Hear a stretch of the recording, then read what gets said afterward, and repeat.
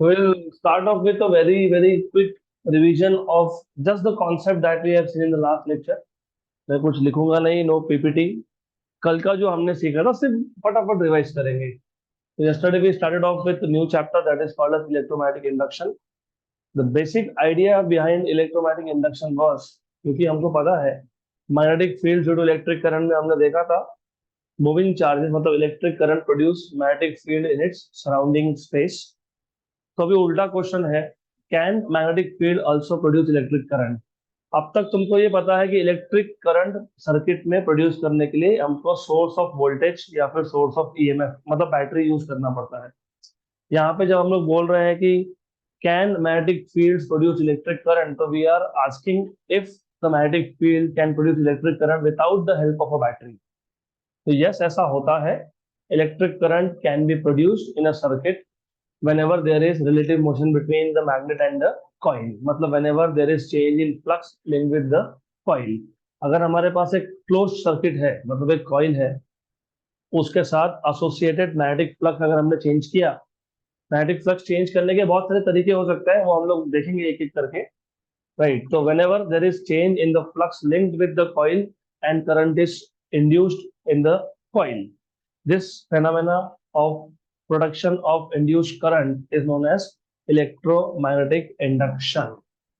फिर अगर आपको याद होगा, फैराडे ने बहुत सारे एक्सपेरिमेंट्स परफॉर्म किए थे, बहुत सारे। उसमें सबसे पहले उसने एक मैग्नेट लिया, एक कॉइल लिया, कॉइल को स्टेशनरी रखा, मैग्नेट को टूवर्ड्स मूव किया, फिर मैग्नेट को अवे मूव किया। तो जब मैग्नेट को टूवर्ड्स मूव किया तो flux link with the coil was increasing, hence current was induced.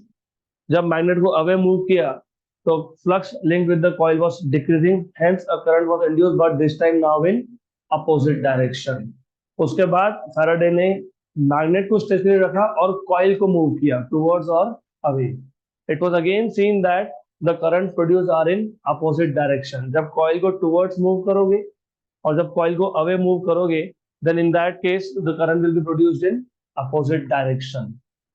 Right, तो इसके बाद of course he has done many many such experiments. तो जो इंपॉर्टेंट है सिर्फ मैं वही हाईलाइट करूंगा यहाँ पे।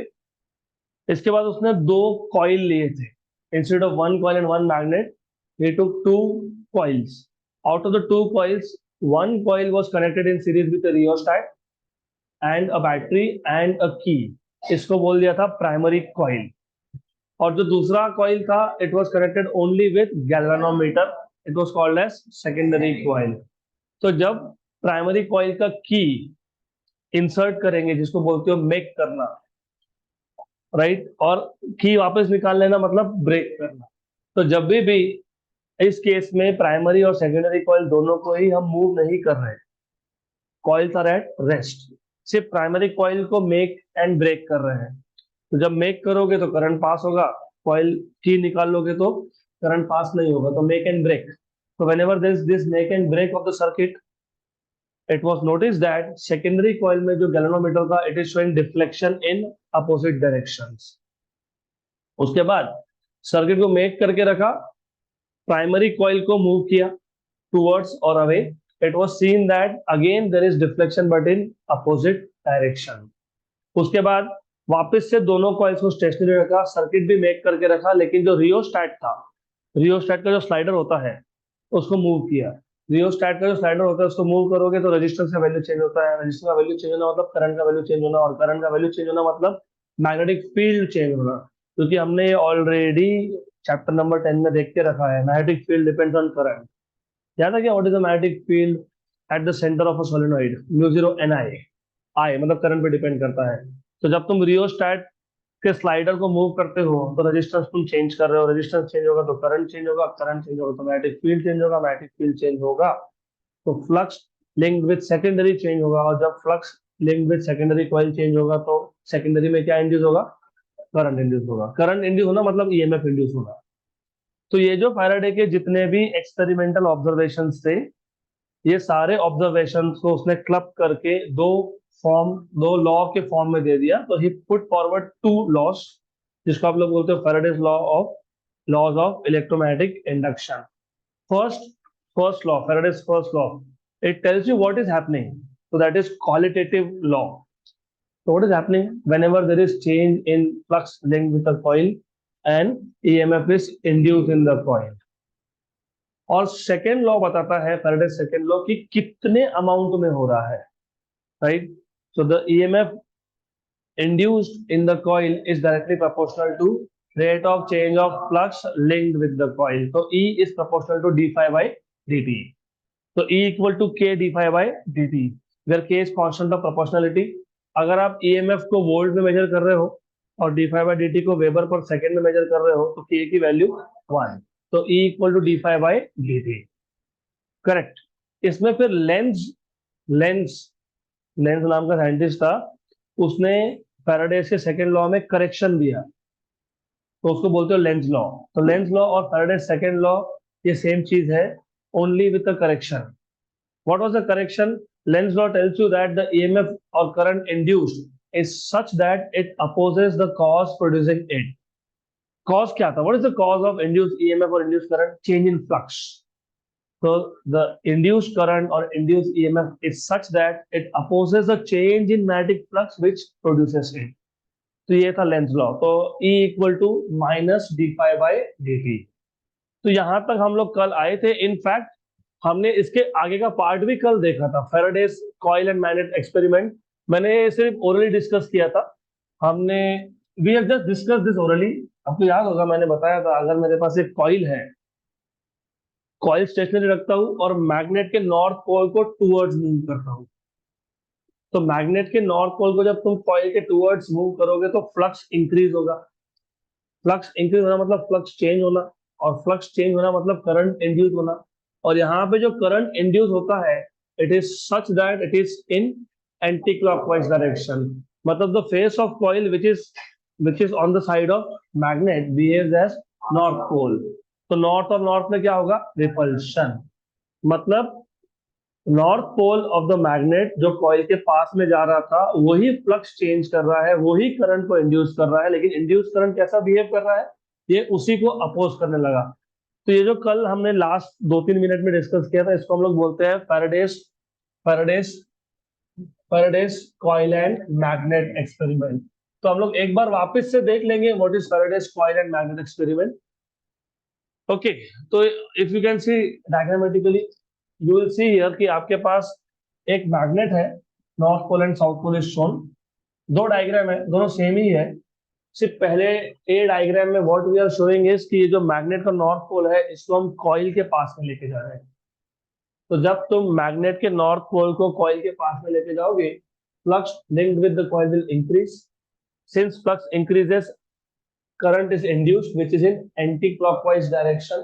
Hence, this side will behave as if it is north pole. ये north pole of the coil और ये north pole of the coil ये magnet के north को oppose करेगा.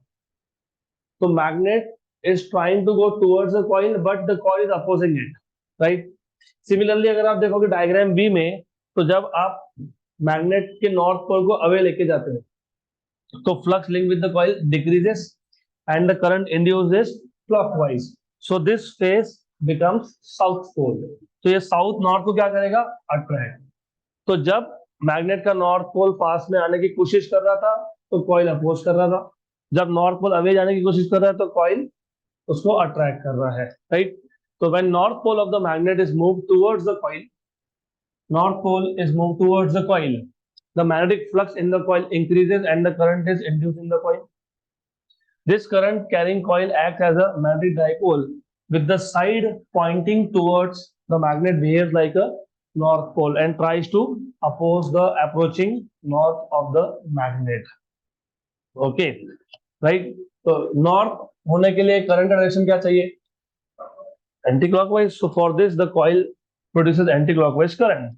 Similarly, diagram B, when north pole of the magnet is moved away from the coil, the magnetic flux in the coil linked with the coil decreases and the current is induced.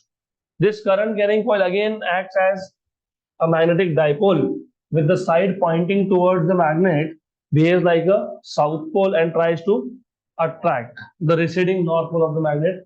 And for this to happen, the current should be clockwise, right? तो इसको बोलते हैं Faraday's coil and magnet experiment. Simple है। Then let us move to the next topic which is basically energy conservation in Lenz law. तो Lenz law में energy का conservation होता है, वो देखते हैं what is energy conservation in Lenz law. Okay, तो what you know so far is we know that the cause of induced current, in current induce होता है दो रीजन की वजह से। दो, number one, motion of a conductor in the magnetic field. थोड़ा सा आपको यहाँ पे इमेजिन करना पड़ेगा। सपोज हमारे पास एक मैग्नेटिक फील्ड है, तो फील्ड नहीं चेंज हो रहा है। मैग्नेटिक फील्ड चेंज नहीं होगा तो फ्लक्स चेंज होगा क्या? नहीं होगा। अगर मैग्नेटिक फील्ड चेंज नहीं हो रहा है लेकिन फ्लक्स को चेंज करना है, तो आपको कंडक्टर को मूव करना पड़ेगा। तो there is one situation in which you have a non varying मतलब यूनिफॉर्म मैग्नेटिक फील्ड। तो जब मैग्नेटिक फील्ड यूनिफॉर्म हो, ये अभी अच्छे से याद रख लो क्योंकि अगला डेरिवेशन उस पर ही डिपेंड करता है। तो whenever you have a constant magnetic field और आपको अगर करंट इंड्यूस करना है, तो only option you have is to move the conductor. तो number one, cause of induced current may be the motion of conductor in a magnetic field। क्योंकि magnetic field change नहीं हो रहा है तो मैंने कंडक्टर को ही मूव कर लिया। फॉर एग्जाम्पल, लेट अस से दिस इज मैग्नेटिक फील्ड। ऐसे बहुत सारे मैग्नेटिक फील्ड के लाइंस हैं, देयर आर मेनी। मैं एक ही दिखा रहा हूँ, मेरे पास एक ही है तो मैं एक ही दिखाऊंगा। This is conductor. what I will do is I'll start moving this conductor in this magnetic field. So when I am moving the conductor in the magnetic field, the flux linked with the conductor is changing and this will lead to induced current। अगर आप magnetic field constant रख रहे हो तो conductor को move करना पड़ेगा। Vice versa is also true. अगर आप कंडक्टर को कांस्टेंट रख रहे हो तो मैग्नेटिक फील्ड को चेंज करना पड़ेगा, मतलब फ्लक्स चेंज करना पड़ेगा। तो number two, the change of magnetic flux through a stationary coil. ज्यादा क्लियर? तो there are two ways in which you can produce induced currents: by moving conductor in a uniform magnetic field or by changing the flux linked with a stationary coil। In the first case, पहला case जिसमें तुम conductor को move करते हो, तो जब तुम conductor को मूव करते हो तो जो डायरेक्शन ऑफ इंड्यूस करंट होता है वो कैसा होता है? तो in the first case the direction of induce current in the moving conductor is such that the direction of the force exerted on the conductor by the magnetic field is opposite to the direction of its motion। वही example है ना। For example, I have a magnet, magnet का north pole और एक conductor है coil. Magnet को मैंने रखा स्टेशनरी और मैं कॉइल को मूव कर रहा हूँ। कहाँ मूव कर रहा हूँ? Towards, right, towards the north pole. तो एक काम करो, इसको इमेजिन करने के लिए ना आप पिछला डायग्राम भी यूज कर सकते हो। तो मैग्नेट को तुम स्टेशनरी रख दो और कॉइल को मूव करना स्टार्ट करो। तो जब तुम कॉइल को मूव करोगे towards north pole of magnet, क्या होगा? Flux link with the coil will increase. Change मतलब इंक्रीज, फिर टुवर्ड्स मूव कर रहे थे तो टुवर्ड्स मूव करने की वजह से फ्लक्स चेंज हुआ, इंक्रीज हुआ और करंट इंड्यूस हो गया। तो what will be the direction of induce current? Anticlockwise. Anticlockwise क्यों होना चाहिए? क्योंकि this side should behave as if it is a north pole. ऐसा क्यों होना चाहिए? It should oppose the the motion of conductor, क्योंकि ये नॉर्थ पोल की तरफ जा रहा था। तो जो कंडक्टर है उसके मोशन को अपोजिशन मिलना चाहिए। यही तो लेंस लॉ बताता है ना। लेंस लॉ तुमको क्या बताता है? जो उसको प्रोड्यूस कर रहा था इंड्यूस ईएमएफ को, वो उसी को अपोज करता है। तो यही यहाँ पे लिखा है, it's the same thing is written here. The direction of induced current in the moving conductor is such that, जो करंट इंड्यूस हुआ उसका डायरेक्शन कैसा है? Such that the direction of the force exerted on the conductor by the magnetic field is opposite to the direction of its motion। मतलब conductor अगर left में जा रहा था तो अभी जो फोर्स इस पे एक्ट होगा वो उसको लेफ्ट में जाने देगा नहीं, अपोज करेगा। अपोज करेगा एंड दस opposes the motion of the conductor. Simple. Case number two, in the second case में तुम कंडक्टर को मूव नहीं करते हो, तुम फ्लक्स चेंज करते हो। तो जब तुम फ्लक्स चेंज करोगे, कंडक्टर स्टेशनरी है, फ्लक्स चेंज हो रहा है, तो जो कंडक्टर या कॉइल है उसमें क्या इंड्यूस होगा? करंट। और जहां जहां करंट होता है वहां वहां क्या प्रोड्यूस होता है? Magnetic field. तो जो कॉइल में इंड्यूस करंट है उसने खुद का क्या प्रोड्यूस कर लिया, मैग्नेटिक फील्ड।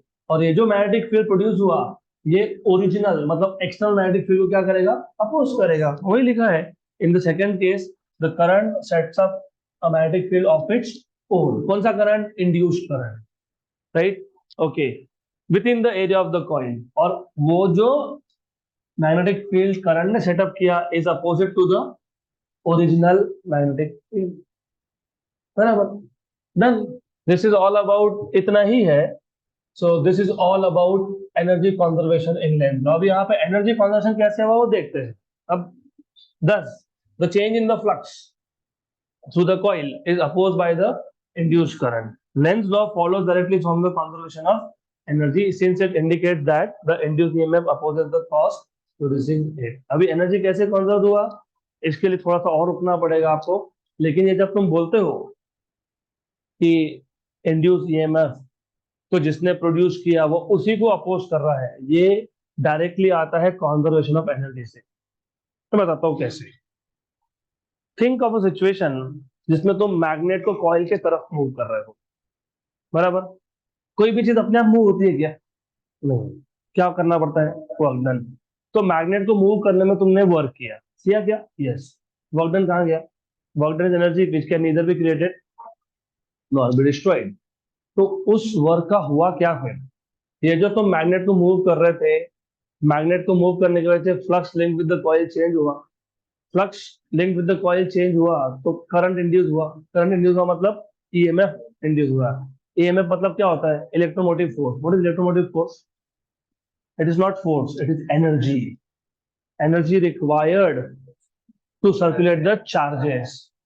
तो ये चार्जेस को सर्कुलेट करने के लिए एनर्जी आया कहां से, वो जो तुमने वर्क डन किया था वही work done appears as EMF here. तो that is why they are saying कि ये जो लेंज लॉ है, Lenz law follows conservation of energy. तो इनडायरेक्टली बताया है तुमको, डायरेक्टली नहीं बताया, उन्होंने तुमको एग्जांपल दिया, you are suppose to understand.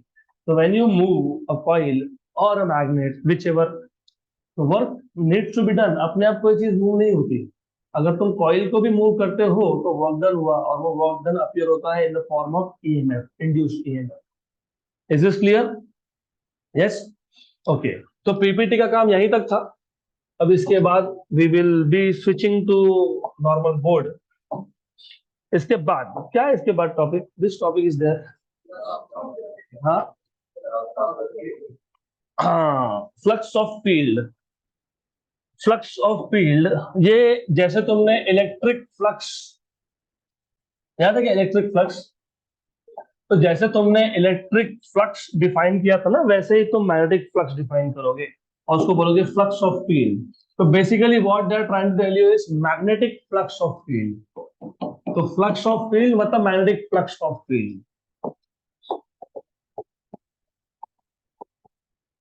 So if you remember, how do you define electric flux? The number of electric lines of forces passing through a given area normal to it. यहाँ पे भी वैसा ही है, the number of magnetic lines of forces या फिर the number of magnetic field lines, the number of magnetic field lines, magnetic field lines passing through a given area,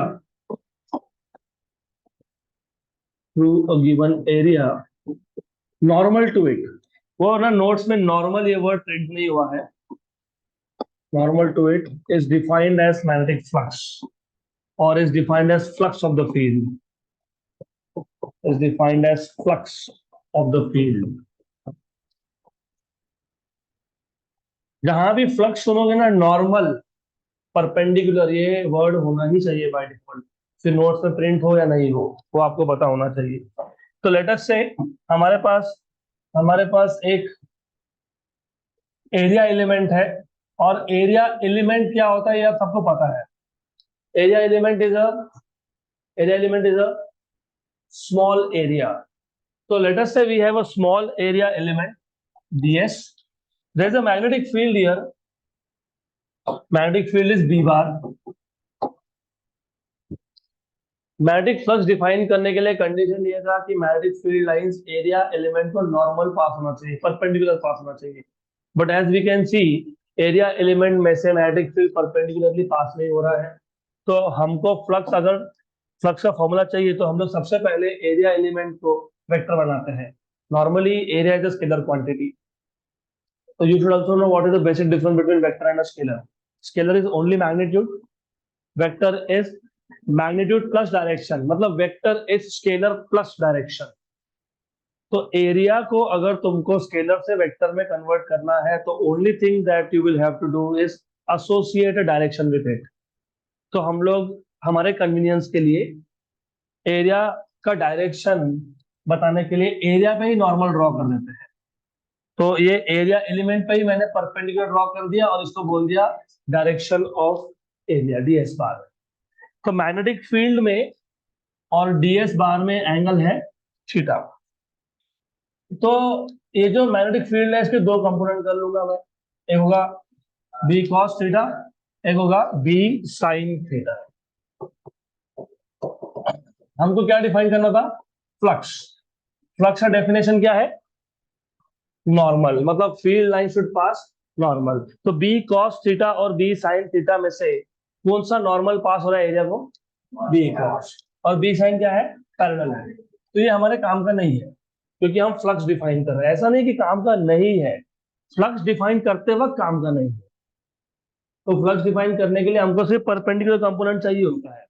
और मैंने आपको पहले भी बताया था, जब इलेक्ट्रिक फ्लक्स डिफाइन किया था मैंने आपको बताया था कि हम सिर्फ कन्वीनियंस के लिए एक सिंगल फील्ड लाइन बताते हैं, पर रियलिटी में सिंगल फील्ड लाइन नहीं है। रियलिटी में हर एक पॉइंट में से एक फील्ड लाइन है।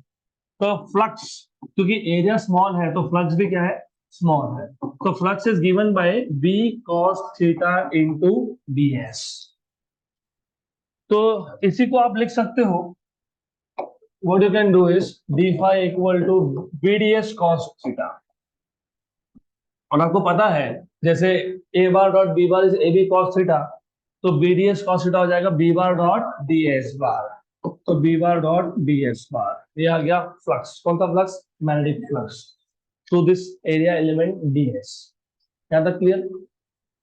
Now if it happens, suppose ये जो एरिया एलिमेंट तुमने लिया था ये खुद एक बहुत बड़े एरिया का छोटा सा पार्ट है। ऐसा हो सकता है, इट इज क्वाइट पॉसिबल कि जो एरिया एलिमेंट था ये खुद एक बहुत बड़े एरिया का एक छोटा सा पार्ट है। तो तुमने फ्लक्स फाइंड किया ओनली थ्रू स्मॉल सरफेस। लेकिन अगर इस रीजन में मैग्नेटिक फील्ड है तो सिर्फ इस एरिया एलिमेंट में से फील्ड लाइन पास होंगे ऐसा तो होगा नहीं। इसके सराउंडिंग में, मतलब इस पूरे सरफेस पे जितने भी एरिया एलिमेंट होंगे, you have large number of area elements on this surface. तो इस सरफेस पे जितने भी एरिया एलिमेंट होंगे हर एक में से फ्लक्स पास होने वाला है। यहाँ पे मैं भी उसके बाजू में और एक ले लेता हूं मैं। तो जितने भी है इमेजिन कर लो, अब you have large number of area element, तो जो फ्लक्स होगा वो पूरे ही सरफेस में से पास होगा। अगर एक रीजन में मैग्नेटिक फील्ड लाइंस है तो इस एरिया एलिमेंट में से फील्ड लाइन पास हो रहा है तो इस एरिया में से फ्लक्स कितना वो तुमने फाइंड कर लिया, B bar dot d s bar. लेकिन अगर ये एरिया एलिमेंट खुद एक बहुत बड़े सरफेस का छोटा सा पार्ट है तो मैग्नेटिक फील्ड लाइंस बाकी के एरिया एलिमेंट में से भी पास होंगे।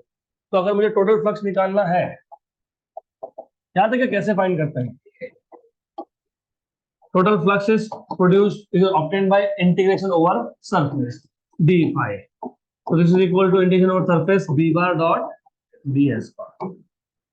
आगे यहाँ तक गुड, क्लियर? अब हमारा इंटेंशन सिर्फ फ्लक्स ऑफ फील्ड डिफाइन करना नहीं था, हमारा इंटेंशन यहाँ पे इंड्यूस ईएमएफ फाइंड करना है। तो हमने फ्लक्स क्यों फाइंड किया? क्योंकि इंड्यूस ईएमएफ का फॉर्मूला क्या है? Minus d phi by d t, rate of change of flux, है ना? तो पहले तुमको फ्लक्स डिफाइन करना पड़ेगा, फिर बाद में rate of change of flux लोगे ना। तो हमने क्या किया, हमने बोला कि चलो number of field lines passing through given area normal to it is defined as flux. तो d phi is B bar dot d s bar. But if this ds is itself a small part of a very large surface, so total flux is integration v bar dot ds bar. अब ऐसा भी हो सकता है कि यहाँ पे जो मैग्नेटिक फील्ड है ना, ये कांस्टेंट नहीं है। कांस्टेंट नहीं है मतलब मैग्नेटिक फील्ड की वैल्यू चेंज हो रही है विद टाइम। तो magnetic field itself is a function of time. तो मैथमेटिक्स आ गया अब इसके अंदर। You should know when something, उसको उठाओ आखिरी में जो बैठे हो उसको उठाओ, देखो यहाँ सोना नहीं। तो you should know if something depends on time, तो उसको तुम मैथमेटिकली कैसे लिखते हो? If force depends on time, if if F depends on x, तो कैसे लिखते हो? F of x. तो अगर मैग्नेटिक फील्ड ये टाइम के साथ चेंज हो रहा है, so if magnetic field if magnetic field is changing with time, is changing with time, मतलब क्या? मतलब b is a function of time। तो कैसे लिखोगे? b of t। तो अगर मैग्नेटिक फील्ड खुद चेंज हो रहा है टाइम के साथ, तो फ्लक्स भी क्या होगा? चेंज होगा। तो then flux also changes with time, तो फाई ऑफ टी। तो फाई ऑफ टी को कैसे लिखोगे? Integration b of t dot ds bar। Correct.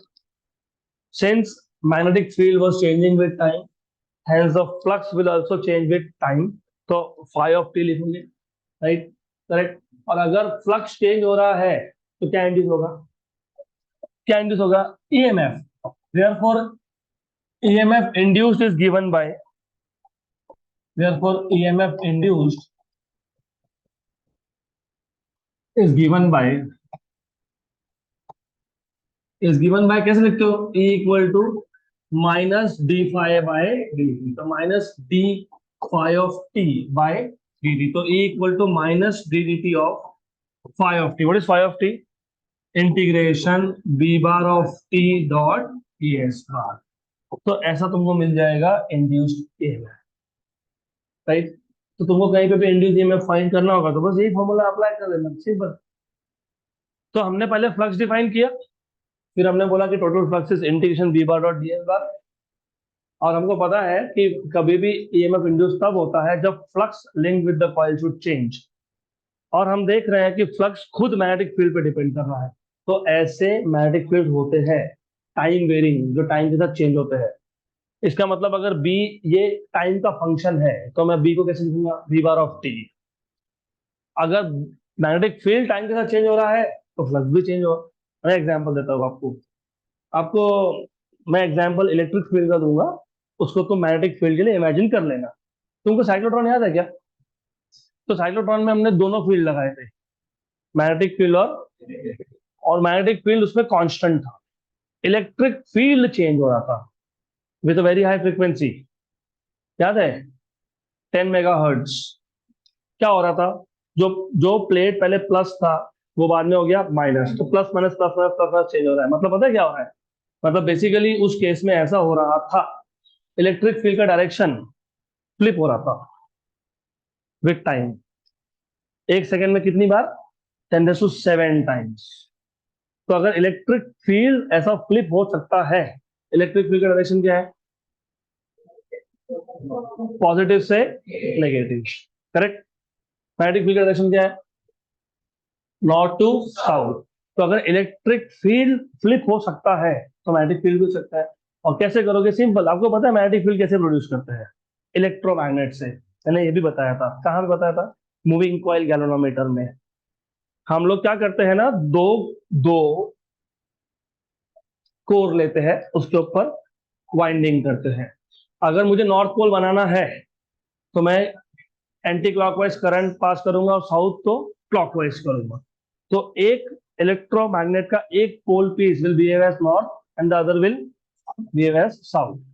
अब इमेजिन मैं करंट का डायरेक्शन बार बार चेंज कर रहा हूँ, एंटी को क्लॉकवाइज कर दिया और क्लॉकवाइज को एंटी कर दिया, तो पोल चेंज हो गए। जो नॉर्थ था वो साउथ बन गया, जो साउथ था वो। हाँ, तो जैसे हम इलेक्ट्रिक फील्ड को फ्लिप कर सकते हैं, वैसे हम लोग मैग्नेटिक फील्ड को भी फ्लिप कर सकते हैं विद टाइम, मतलब as a function of time. तो अगर मैग्नेटिक फील्ड भी फ्लिप हो रहा है, नॉर्थ साउथ चेंज हो रहा है, तो फ्लक्स चेंज होगा। यस, फ्लक्स चेंज होगा तो ईएमएफ इंड्यूस होगा। तो EMF induce is minus d phi by d t. आए यहां तक क्लियर? Okay, good. अब अभी अभी हमने, आज जब ये सेशन स्टार्ट किया तो हमने देखा energy conservation in Lenz law. उसमें ही पहला पॉइंट था, मतलब आपको ये बताया था कि which are the two possible ways of generating induce EMF. तो which are the two possible ways of generating induce EMF? Number one, by moving the conductor. Very good. Number two, by changing, तो this is by changing magnetic flux. ये theoretical है। Practical case कौन सा है? By moving the conductor. तो अगला topic देखोगे तो उसमें लिखा होगा मोशनल इलेक्ट्रोमोटिव फोर्स, है ना। अब मोशनल इलेक्ट्रोमोटिव फोर्स में दो टाइप के मोशन होते हैं, एक है ट्रांसलेशन मोशन, एक है रोटेशनल मोशन। सही है? सही है। Translational electromotive force topic number one, rotational electromotive force उसमें सब topic number two. Translational electromotive force के दो डिफरेंट अप्रोच है डिराइव करने के, मैं दोनों बताने वाला हूँ। जो नया सिलेबस है आपका उसमें सेकंड अप्रोच दिया हुआ है। अब डिफरेंस क्या है वो भी समझ लो। डिफरेंस समझोगे तो अच्छा है, दैट इज बेटर ऑफ। तो हमको सबसे पहले what we want to do is we want to derive expression for motional electromotive force, मतलब induce EMF due to motion of conductor inside a uniform magnetic field. ये chapter थोड़ा सा confusing रहेगा अगर आप वर्ड टू वर्ड अच्छे से नहीं सुन रहे हो तो। अगर आपने वर्ड टू वर्ड अच्छे से सुन लिया तो ये chapter it is very simple, कुछ याद ही नहीं रखना, अपने आप होते रहेगा। मोशनल मतलब मोशन, किसका मोशन? कंडक्टर का। किसमें? यूनिफॉर्म मैग्नेटिक फील्ड में। अगर मैं एक कंडक्टर को यूनिफॉर्म मैग्नेटिक फील्ड में मूव करता हूँ तो क्या होता है? फ्लक्स चेंज होता है। अगर flux link with the coil change हो गया तो क्या होता है? ईएमएफ इंड्यूस होता है। तो उसी का इक्वेशन डिराइव करना है जो तुमको ऑलरेडी पता है, राइट? पता है ना, फैराडे ने भी बताया, लेंज ने भी बताया। तो फैराडे ने क्या बताया? E equal to d phi by d t, right. और लेंज ने क्या बताया? E equal to minus d phi by d t. तो जो ट्रांसलेशनल ईएमएफ, इसके जो मैंने आपको दो अलग अलग डेरिवेशन दिए हैं, वो इसके लिए दिए हैं क्योंकि in your new text book they are they are deriving और they are showing Faraday's law. What is Faraday's law? E equal to d phi by d t. और जो पहला अप्रोच दिया है मैंने आपको नोट्स में, it is proving E equal to minus d phi by d, that is Lenz law, right. तो दोनों ही देख लेंगे एक एक करके, सिंपल ही है। दोनों में से आधा आधा डेरिवेशन तो सेम ही है, ऑलमोस्ट सेम है। तो what we will do is सबसे पहले हम लोग लेंगे magnetic field which is uniform and going inside the plane of board. For you it is going inside the plane of paper because you will be writing this on the paper. तो हमारे पास एक uniform magnetic field है B, which is going inside the plane of board. How do you represent a magnetic field which is going inside the plane? Cross. तो मैं यहाँ पे cross magnetic field दिखा रहा हूँ, cross magnetic field. We have a cross magnetic field.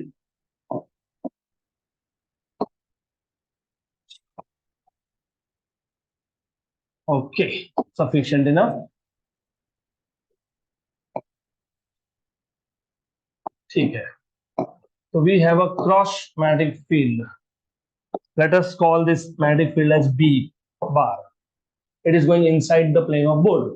अब इस magnetic field में हमारे पास एक रेक्टेंगुलर कॉइल है, रेक्टेंगुलर कॉइल है which is partially inside the magnetic field. तो ये जो कॉइल है ना, ये पूरा का पूरा कॉइल मैग्नेटिक फील्ड के अंदर नहीं है, a part of it is inside. तो पहले अप्रोच में हम लोग पूरे के पूरे कॉइल को मैग्नेटिक फील्ड के अंदर में नहीं लेते हैं, we keep some part of it outside. इस कॉइल को नाम दे देते हैं, लेट अस से P, Q, R and S, जो भी होगा। I just try to keep the name आपके बुक में जैसा दिया है, not to have any confusion, ऐसे कोई फर्क नहीं पड़ता, ठीक है। Anyways, good. ये जो पी एस साइड है इसका लेंथ मान लेते हैं L, और ये जो एस आर साइड है, इसमें से जितना पार्ट मैग्नेटिक फील्ड के अंदर है उसको मान लेते हैं एक्स। पूरा का पूरा ये जो एस आर साइड है वो पूरा का पूरा फील्ड के अंदर नहीं है, only a small part of it is inside the field, that is x. क्या था clear? Good. So what is the initial flux linked with the coil? How do you find out flux linked with the coil? V bar dot A bar, अभी देखा था ना, V bar dot DS bar, DS मतलब area, तो V bar dot A bar, तो ये आ जाएगा B ए cos theta, आएगा ना बी ए cos थीटा, थोड़े theta 90 degree, cos 90 is 0, flux is 0, it is not 0, theta is not 90, theta is 0. What is theta? Angle between magnetic field and normal to the area. What is the direction of magnetic field? Inside. और ये coil को अगर normal draw करूं तो वो भी कहा जाएगा इनसाइड, तो व्हाट इज थीटा? हाँ, तो cos 0। हाँ, तो इसके लिए लिखते ही नहीं है हम लोग, डायरेक्टली स्टार्ट यहाँ से करते हैं, हम लोग बोलते हैं फ्लक्स इज बी ए, बताओ, ऐसे ही लिखा होगा वहां पे, flux is B into A. What is the area of the coil which is initially inside the magnetic field? Lx. So B into L into X. So this is the initial flux linked with the coil. है ना clear? पक्का पक्का clear? Sure? अब अगर मैं इस coil को field के बाहर मूव करने लगूं with some velocity v. Now if we move this coil, if we try to move this coil outside the field with velocity v, क्या होगा? Flux linked with the coil will change, right? So if we move the coil outside the field with velocity v, then flux linked with the coil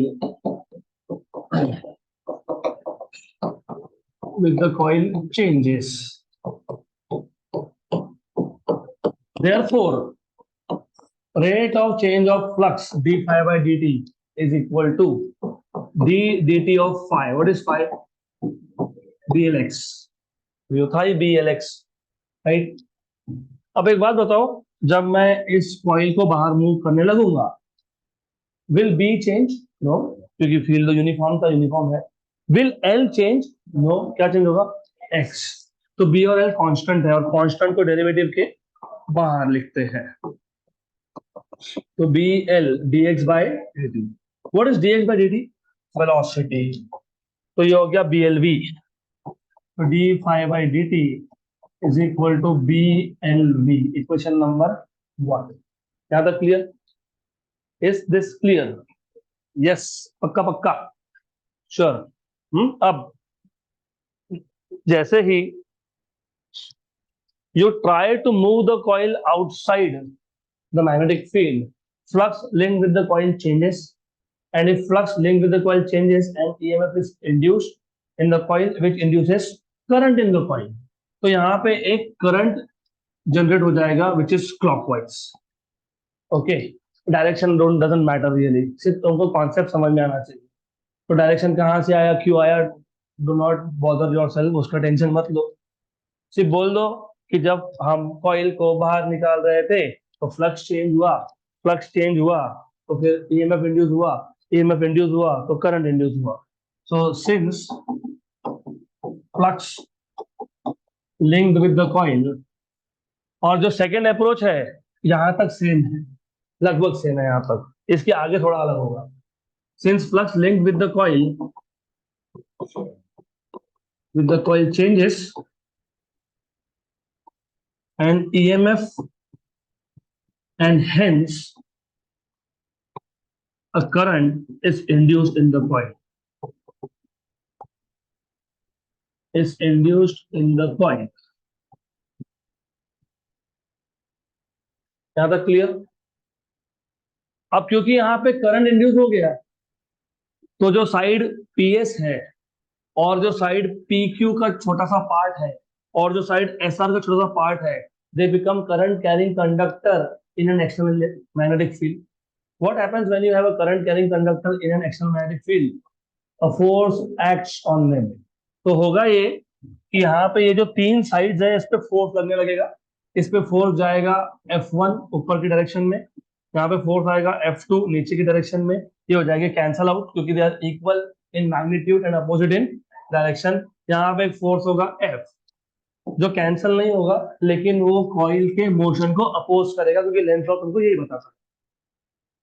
why was current induce? क्योंकि तुम coil को बाहर निकाल रहे थे. Coil को बाहर निकाल रहे थे तो फ्लक्स चेंज हो रहा था. फ्लक्स चेंज हो रहा था तो करंट इंड्यूस हुआ. और वो करंट क्या काम करता है? उस मोशन को ही अपोज करता है. तो मोशन क्या था कॉइल का? आउटसाइड. तो फोर्स कहाँ होगा? इनसाइड. इसलिए मैंने बोला कि करंट का डायरेक्शन नहीं भी याद हो तो कोई फर्क नहीं पड़ता. कॉन्सेप्ट इंपॉर्टेंट है कि force will be in opposite direction. तुम उल्टा करोगे, तुम अगर कॉइल को अंदर सरकाओगे तो ये फोर्स जो है ना वो बाहर की तरफ, तो अल्टीमेटली कैंसिल होगा. तो वैसा भी चलता है, does not matter really.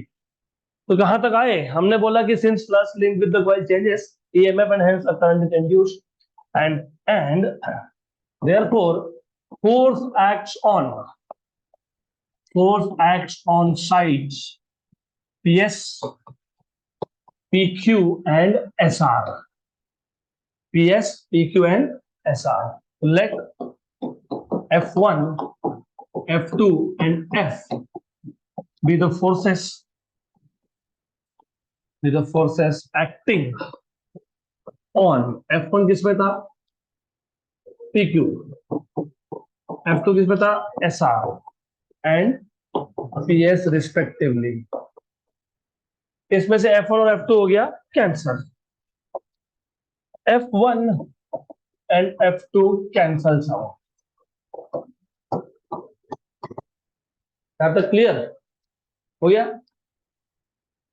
Done. Then अब अगर मुझे इस कॉइल को मैग्नेटिक फील्ड से बाहर निकालना है, मतलब डिस्प्लेस करना है थ्रू स्मॉल डिस्प्लेसमेंट dx, तो ये स्मॉल डिस्प्लेसमेंट dx है. Now if I want to move the coil outside the magnetic field through small displacement dx, क्या करना पड़ेगा? Work done. Work has to be done against this force, right?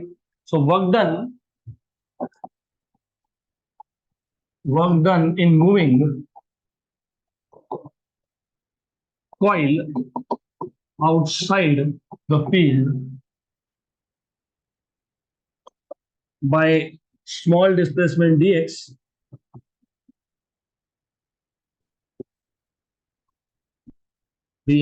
is. So of course dw equal to minus f dx, where negative sign indicates that the force and displacement are oppositely directed. सिर्फ इतना हो सकता है कि थोड़ा equation में आगे पीछे लिखूं, हो सकता है. ठीक है, तो डोंट वरी. मुझे तो अल्टीमेटली फाइनल डेरिवेशन से मतलब है ना, तो आई कैन जस्ट समटाइम्स पहले ये इक्वेशन लिखा बाद में दूसरा. What is that? B I L sine theta, where theta is angle between magnetic field and length element, वो 90 आएगा.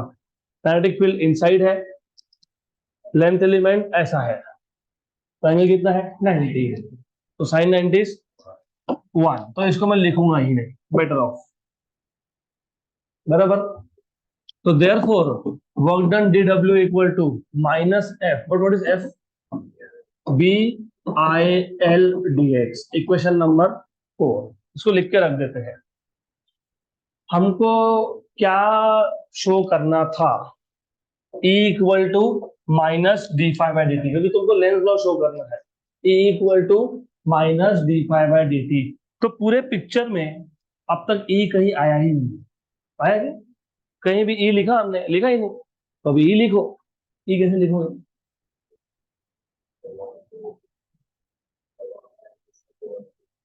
What is power? Work upon time. Power मतलब dw by dt, right. Power का एक ही formula होता है क्या? Work upon time, done. It is v into I. v मतलब e, v मतलब e, v मतलब वोल्टेज। वोल्टेज में यहाँ क्या बोल रहे हो? EMF। तीन चार फॉर्मूला है, वी आई है, वी स्क्वायर बाई आर है, आई स्क्वायर आर है। हम कहीं पे भी रेजिस्टेंस की बात कर ही नहीं रहे, तो हम ऐसा फॉर्मूला क्यों लिखेंगे जिसमें रेजिस्टेंस आएगा? लिखना ही नहीं है। क्लियर यहाँ तक? पक्का? ये स्टेप क्यों लाया? ये स्टेप सिर्फ इसके लिए लाया क्योंकि हमको लेंथ लॉ शो करना था। Lenz law is E equal to minus d phi by d t. Phi आ गया, फाई तो सबसे पहले आया था, आया। D phi by d t भी आया, और देखो d phi by d t भी है। क्या नहीं आया? E। तो E कैसे लाओगे? Power which is work done upon time is equal to voltage into current. Voltage मतलब कौन? Induce EMF into induce current. Okay, तो यहां से डीडब्ल्यू क्या मिल जाएगा? E I d t. Equation number 5। तो from equation number 4 and 5, equation 4 और 5 का लेफ्ट हैंड साइड सेम है, तो राइट हैंड साइड भी सेम होगा। तो E I d t equal to minus B I L d x. I और I हो गया कैंसल, dt को ले जाते हैं वहां पे, तो E equal to minus B L d x by what is dx by dt? b। तो minus B L B. Equation number 6। From 1 and 6, ये बी एल बी क्या था? D phi by d t. तो from equation number 1 and 6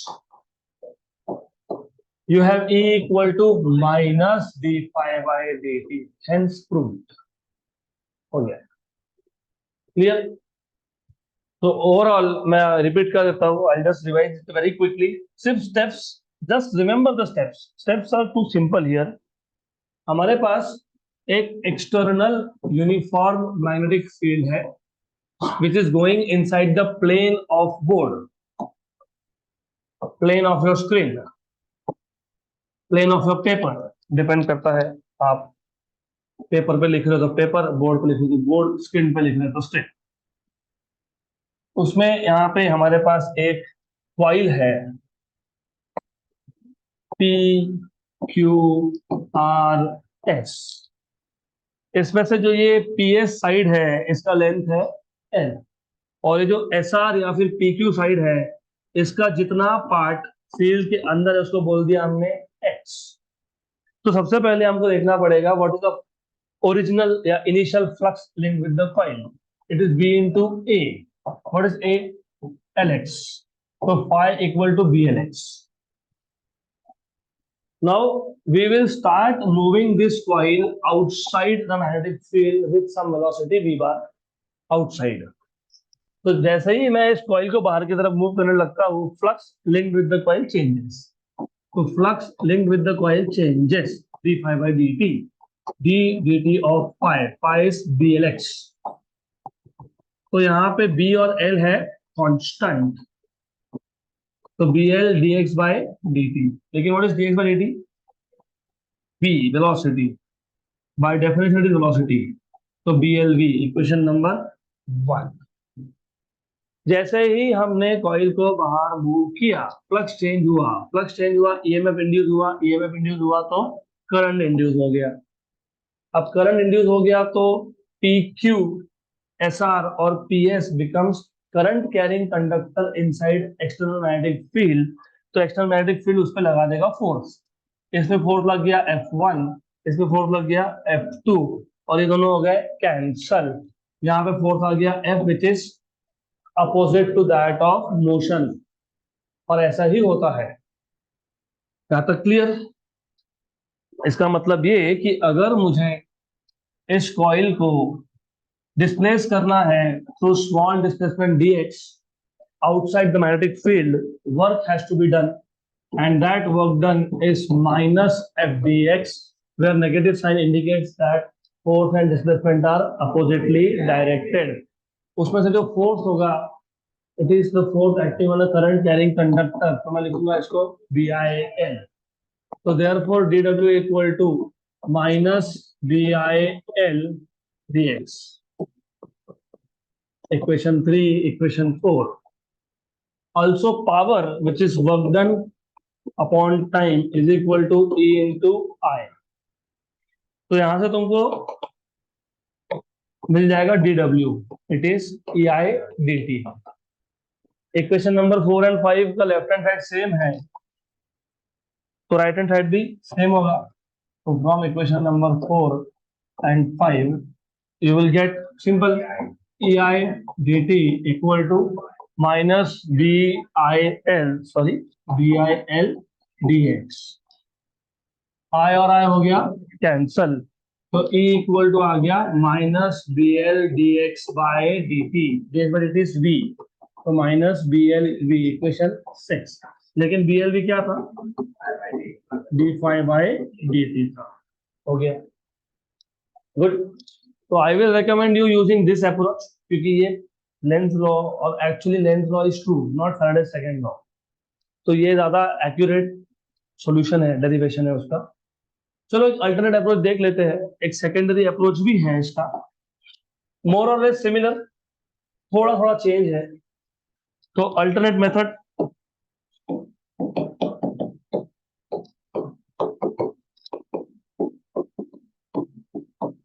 सिर्फ पहले method में क्या था कि पहले मेथड में हम लोगों ने पूरा का पूरा कॉइल मैग्नेटिक फील्ड के इनसाइड लिया नहीं था. हमने बोला था कि a part of the coil is outside the magnetic field. लिया था ना ऐसा, ऐसे किया था कि नहीं? यस. ओके, अब इस अप्रोच में हम लोग क्या करने वाले हैं ना, इस अप्रोच में हम लोग पूरे के पूरे कॉइल को मैग्नेटिक फील्ड के अंदर ले लेंगे. तो हमारे पास एक मैग्नेटिक फील्ड है which is going inside the plane of this board.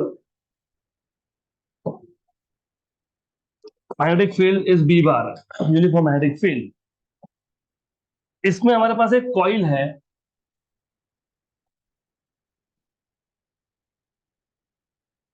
Again नाम तुमको जो देना है वो दो, लेकिन मैं again I just keep it as per your notes. ठीक है, तो ये जो साइड है इसको ए बोला है, यहाँ पे कहीं पे बी आएगा, यहाँ पे सी आएगा, यहाँ पे डी आएगा. तो what we are doing in this case is we have a coil which is completely inside the magnetic field. ये जो रेक्टेंगुलर कॉइल है इसके चार साइड्स है, A B, B C, C D और डी ए. इसमें से तीन sides A B, D A और सी डी, ये फिक्स्ड साइड्स है. फिक्स मतलब दे कैन नॉट मूव. लेकिन एक साइड है B C which is sliding. तो स्लाइड होना मतलब बेसिकली वो जो साइड बी सी है वो शिफ्ट हो रहा है. तो पिछले केस में तुमने क्या किया था, पिछले केस में तुमने बोला कि पूरा का पूरा कॉइल फील्ड के अंदर नहीं है, some part of the coil is outside the field. यहाँ पे तुम बोल रहे हो पूरा ही कॉइल फील्ड के अंदर है, लेकिन ये जो कॉइल है, रेक्टेंगुलर कॉइल है, इसमें से तीन side A B, C D और D A are fixed. Only B C side can slide without friction.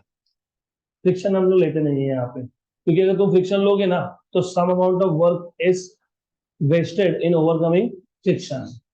तो वहां पे लेंज लॉ में एनर्जी कंजर्वेशन होगा ही नहीं. तो हमने जो देखा energy conservation in Lenz law वो वहां पे होगा नहीं अगर फ्रिक्शन हुआ तो.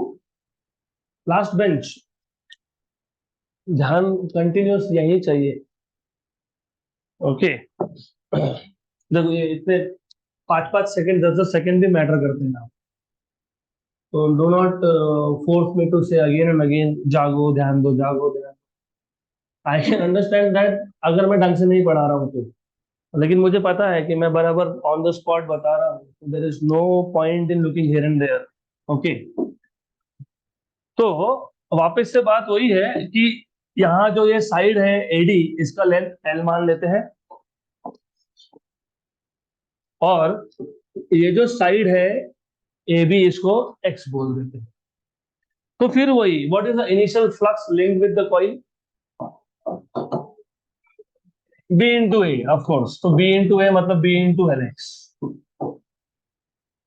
Good, right? अब instead of moving coil outside the magnetic field, यहाँ पे हम लोग जो ये साइड BC है ना, इसको बाहर की तरफ स्लाइड करेंगे। तो इसको अगर तुम बाहर की तरफ स्लाइड कर रहे हो विद वेलोसिटी v, एरिया बढ़ते जा रहा है। एरिया बढ़ना मतलब flux link with the coil will change. So there is change in the flux linked with the coil, which is given by d phi by dt. So d dt of blx, b और l constants है, तो d phi by dt equal to bl dx by dt, so that is equal to blv. Equation number 1. So d phi by dt equal to blv. So since there is change of flux linked with the coil and EMF is induced in the coil, and if there is EMF induced in the coil, there is current induced in the coil. यहाँ तक derivation same है, with only change कि यहाँ पे coil जो है उसमें एक साइड स्लाइडिंग है और पूरा का पूरा coil फील्ड के अंदर था, तो सिर्फ एक साइड को स्लाइड कर रहा है। पिछले केस में पूरा coil फील्ड के अंदर नहीं था और यहाँ पे स्लाइडिंग साइड कोई नहीं था, सब फिक्स साइड थे, और तुम पूरे coil को मूव करोगे बाहर, राइट? गुड। तो अब क्या होगा? अब क्योंकि यहाँ पे करंट इंड्यूस हो गया, करंट इंड्यूस होना मतलब क्या होगा? चार्जेस मूव होना। करंट मतलब क्या? Motion of charges. तो यहां से आगे अप्रोच चेंज होता है डिराइव करने का। तो व्हाट दे से is, since current is induced in the coil, which means that, what does that mean is the charges start moving. Assume there is a charge q, some charge q at c. अब current मिलना मतलब charges move होना। तो अगर मेरे पास एक charge था C point पे, तो करंट होगा तो ये चार्ज सी से कहाँ आएगा? बी पे। एक्चुअली मूव होता रहेगा लेकिन हम सिर्फ सी टू बी देख रहे हैं। तो this is a charge which is in motion in a magnetic field. Do you remember Lorentz force? Lorentz force में जो मैग्नेटिक फील्ड का पार्ट होता है, what is the force acting on a charge moving in an external magnetic field? Q V bar cross V bar. So the force acting on this charge, force acting on charge Q at C is F equal to Q V bar cross V bar. So this is basically QVB sin 90. So F equal to QVB. Clear? Correct? Done. ये जो charge है ये सी से भी अपने आप आ गया? नहीं, work has to be done. तो what is work done? Work done is force into displacement. C से बी कितना डिस्प्लेसमेंट है? एन। तो work done is force into displacement. तो work done is force into displacement. तो क्या आ गया ये? Q V B N. This is the work done on the charge in moving it from C to B. यहाँ तक clear? पक्का पक्का? तो वो क्या चाहिए था? Induce EMF. अभी इलेक्ट्रोस्टैटिक्स भी पता होना चाहिए। तो डू यू रिमेम्बर इलेक्ट्रोस्टैटिक्स में तुमने ऐसा लिखा था, याद है क्या? Work done is equal to charge into potential, मतलब वोल्टेज। तो work done upon charge is potential. लेकिन तुम यहाँ पे पोटेंशियल को या वोल्टेज को क्या बोल रहे हो? ईएमएफ। तो देयरफॉर इंड्यूस ईएमएफ क्या हो गया? Work done upon charge. लेकिन वर्क डन क्या था? क्या था work done? Q V B L upon Q. Q Q क्या बचा? वी बी एल, मतलब बी एल वी। लेकिन ये बी एल वी इक्वेशन 1 से क्या था? D phi by d t. तो E equal to d phi by d t. ये आ गया आपका फैराडेज सेकंड लॉ, राइट? ये यहाँ तक। तो ये अप्रोच सिंपल है, लेकिन ये अप्रोच आपको माइनस साइन नहीं देता है। ये आपको सिर्फ बताता है कि induce EMF is proportional to or is equal to mod of change of flux linked with the coil. Okay, तो वापस से एक बार अप्रोच बता देता हूँ। It is too simple. हमारे पास एक कॉइल था ABCD which is completely inside a field which is going inside the plane of board. उसमें से तीन साइड्स जो थे, three sides, they are fixed. कौन से तीन साइड? ABCD और DA। Only one side is sliding, is BC. तो initial flux linked with the coil is B into A which is B L X, right. अभी अगर मैं ये जो सी बी सी साइड को वेलोसिटी वी से बाहर की तरफ मूव करने लगूं, तो flux link with the coil will change. तो rate of change of flux is d phi by d t d d t of B L X. B और एल कॉन्स्टेंट है, बाहर आ गए, B L d x by d t, तो क्या बन गया, B L V, equation number 1। अब क्योंकि flux link with the coil change हुआ तो ईएमएफ इंड्यूस होगा, ईएमएफ इंड्यूस हुआ तो करंट इंड्यूस होगा। करंट मतलब क्या, मोशन ऑफ चार्जेस, तो चार्जेस मूव होने लगेंगे। तो ऐसा इमेजिन कर लो कि यहाँ पे एक चार्ज था क्यू सी पॉइंट पे, वो मूव होने लगा, तो वो सी से कहाँ जाएगा, बी पे। लेकिन ये चार्ज जब मूव होने लगा तो ये एक एक्सटर्नल फील्ड में है, और हमको पता है force acting on a charge moving in an external field is given by Q V bar cross V bar. तो magnitude wise it is Q V B sine theta, theta कितना है 90, तो क्यू वी बी ये मिल गया force. कोई भी चीज हो, मास हो, चार्ज हो, कुछ भी हो, अपने आप कुछ मूव नहीं होता है, there has to be work done. तो ये जो चार्ज है इसको सी से बी पे लाने में वर्क डन हुआ होगा। Work done is force into displacement, displacement कितना है एल, फोर्स कितना है क्यू वी बी, तो क्यू वी बी एल। ये आ गया वर्क डन का इक्वेशन। लेकिन हमने इलेक्ट्रोस्टैटिक्स में क्या सीखा था, work done in moving a charge is work done equal to charge into potential difference या फिर पोटेंशियल। पोटेंशियल मतलब वोल्टेज, तो what is voltage, the work done by charge, voltage मतलब ईएमएफ, तो EMF is work done by charge, what is work done, Q B B L upon charge, charge charge cancel, तो E equal to, लेकिन BLV क्या है, d phi by d t. Done हो गया।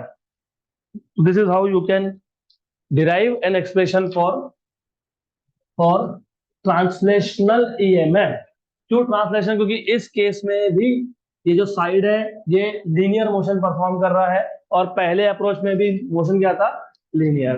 तो rotational का क्या है वो हम लोग नेक्स्ट लेक्चर में देखेंगे।